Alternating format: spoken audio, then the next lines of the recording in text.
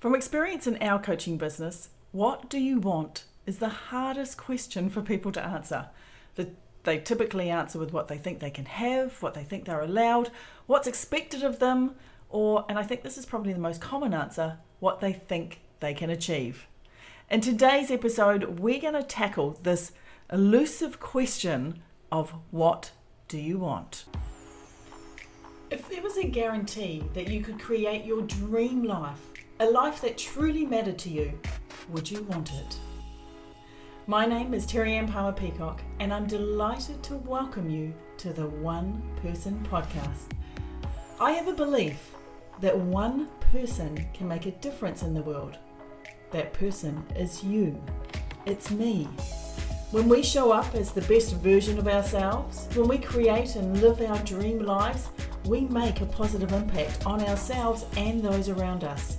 So if simple, actionable, step-by-step strategies, tools and tips on how to do that inspires you, then you are in the right place, my friend. So let's get started. What do you want? Seems a simple question that everybody should be able to answer, right? I was having coffee the other day with a girlfriend and she made a comment. Thinking about what I want in 6 months' time is daunting. I have no idea what I want in 6 months' time. And with that, she placed her head in her hands as if it was just simply all too much for her. So a couple of months ago, another friend had just been made redundant from her job. Now, she's a lawyer and was looking forward to taking some time off before figuring out what she wanted to do next. Now, money isn't an issue for her. In fact, she got paid a really good redundancy package, and so she was quite excited just to stop for a while and take a break. Now, in our conversation, she expressed how she kind of feels like she just followed the path in front of her. It wasn't necessarily what she wanted to do, it was just the next natural progression. You see, she came out of school and she went to uni. That's what everyone else was doing. From uni, she got offered a job. It was a good job, so she took it. Now, she was very good at her job, and so she got offered a promotion. Then she was headhunted by another company. She got offered more money, more responsibility, more challenges, and slowly she moved up the corporate ladder. And before she knew it, 30 years had passed. And she said to me, you know what, I don't know if law was what I really wanted to do. In fact, I don't know if I've ever stopped long enough to ask myself if that's what I truly wanted, or whether it was just the next thing and the next thing and the next thing. And it got me thinking, how many people never stop to check in with themselves and actually ask, what do I truly want? How many people have just gone on to the next thing and the next thing and the next thing, and before they know it, they're at a destination and they're looking around and they're wondering, how on earth did I get here? You know, that's how I felt when I finished uni and ended up staring at those four walls in the law firm. Now, even though I ended that pathway and went into corporate sales, I do know that accountancy and the business degree that I got was a huge benefit for me as an entrepreneur. But you know what, at the time, I wasn't to know that. But imagine if I'd followed my dance pathway.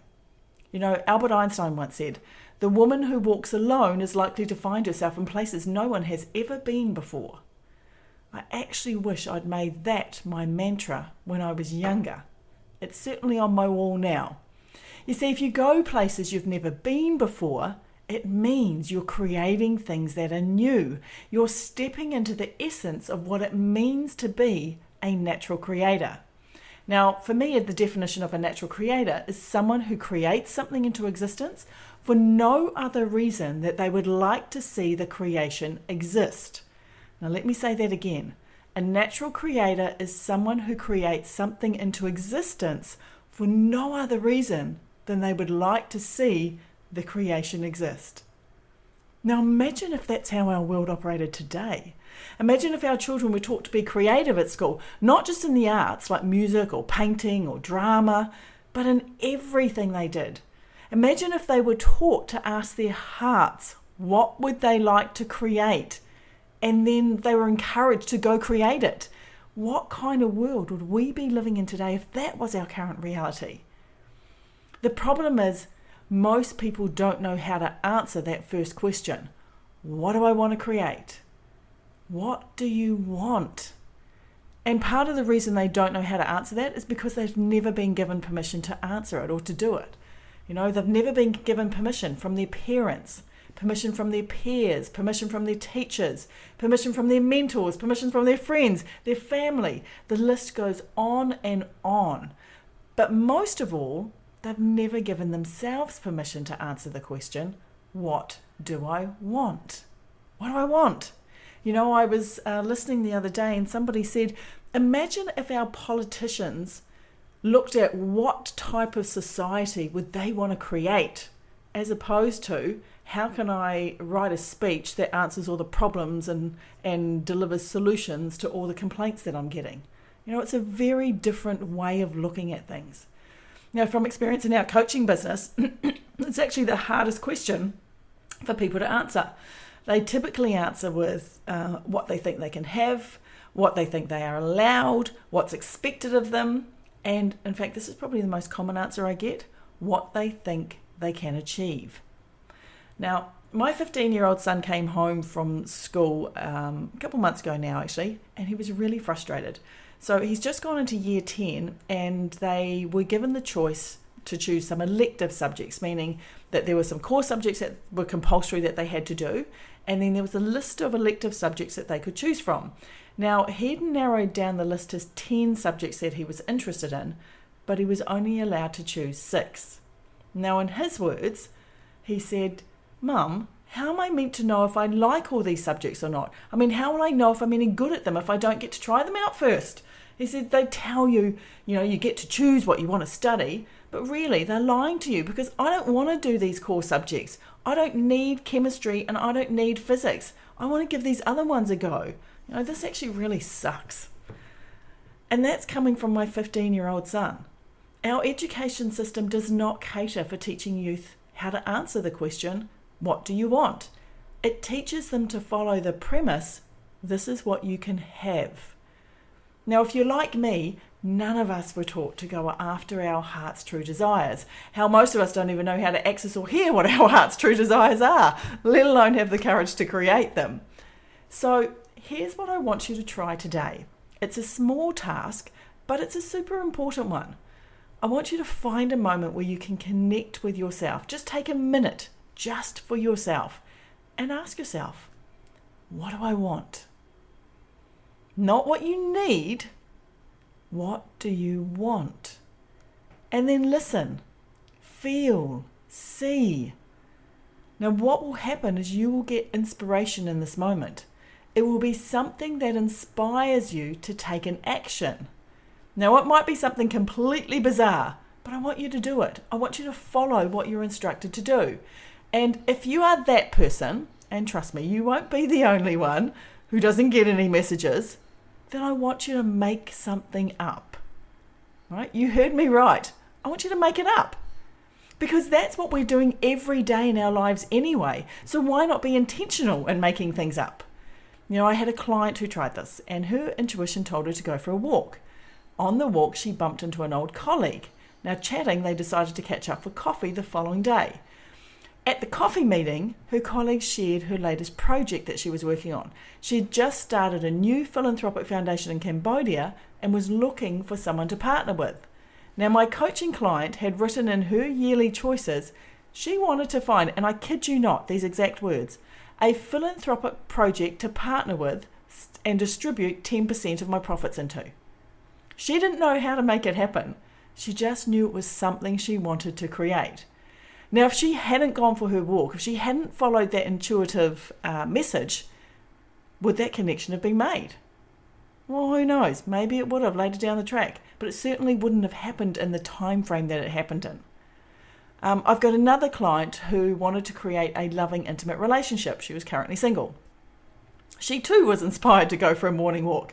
And by the way, movement does seem to generate flow. Now, on her walk, she noticed a set of AirPods that were left on a bench seat that she was walking past.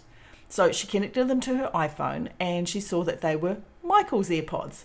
So she went onto Facebook into one of the local community pages and she posted that she had Michael's AirPods and please message me. Now, she thought this is a 1 in 100 chance, 1 in a million chance that one, he was going to be on a community Facebook page or that he would see the message.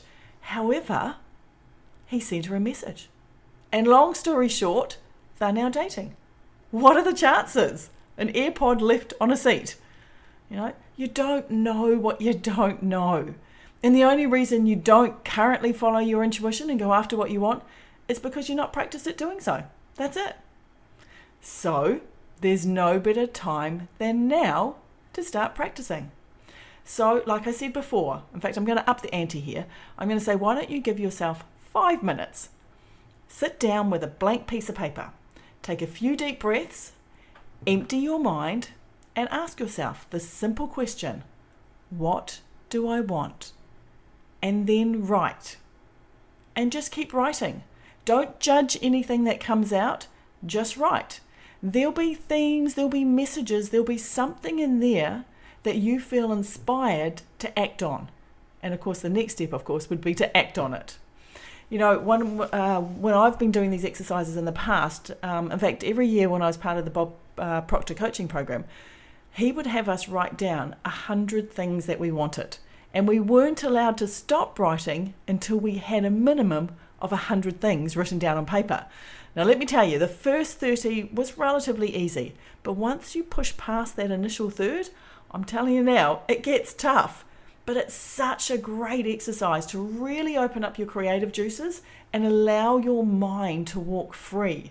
And often you'll get to see or read things that you've written down that are things that you desired a long time ago, or are things that, they're your heart's desires that you've had buried deep down inside and perhaps you've forgotten about or didn't realize that, these things you still want in your life.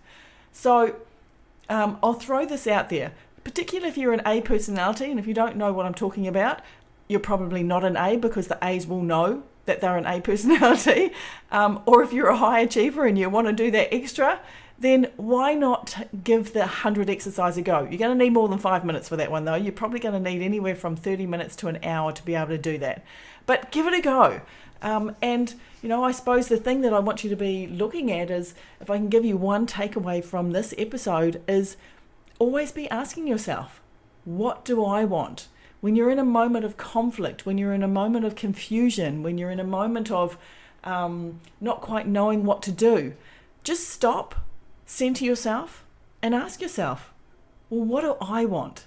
Not what do I need to do to please these other people, not what do I need to do to make them happy, not, do you know what, if I do this, I'll get that. Just in that moment, what do you want? And if you can start doing that practice on a regular basis, I guarantee you're going to see a lot more flow, a lot more success, and a lot more joy come into your life. So that's it from me for this episode. Until next time, to your success. All right, my friend, I hope you enjoyed this episode. Next week, I'm going to be sharing the 10 biggest mistakes people make when it comes to goal setting and why these mistakes stop you from achieving what you want. It's going to be a big episode, so if you want a reminder of when it drops, head over to my website, terrianepalmer.biz, and leave your details. I've got some free mini trainings coming up that I also want you to be the first to be notified about. So get your name on the VIP list so you don't miss out. That's Terriane Palmer, 2 R's, 1 N, .biz, B-I-Z. And I'll see you soon.